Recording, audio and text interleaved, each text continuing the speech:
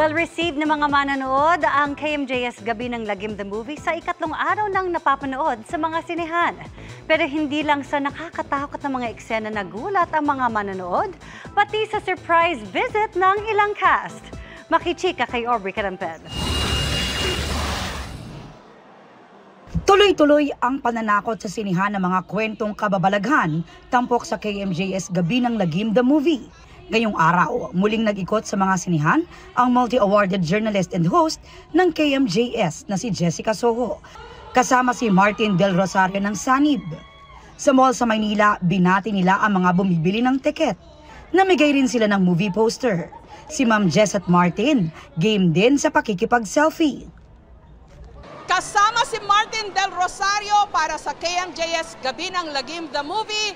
Ako po si Jessica Soho. Ready, guys? I-KMJS na yan!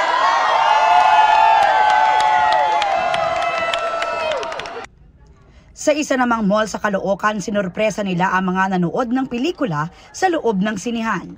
Siyempre, may photo op din. Natutuwa raw si Jessica at ang cast ng movie sa natatanggap na magagandang feedback ng horror trilogy. Maraming salamat po yung pagtanggap ng mga manunood dito sa KMJS Gabi ng Lagim the Movie. Thank you po. Salamat po ng sobra.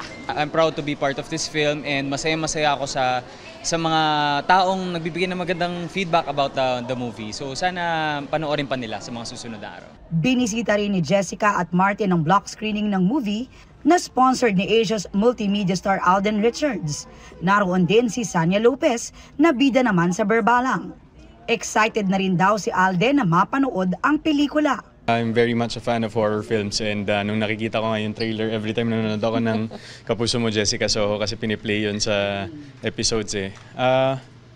Kakaiba, ibang quality, ibang way of storytelling yung ginawa dito, and ang key points kasi is these are actual anecdotes of real people from real walks of life when it comes to so medyo nakakatakot natin genre. So I'm excited na akong mapanood to.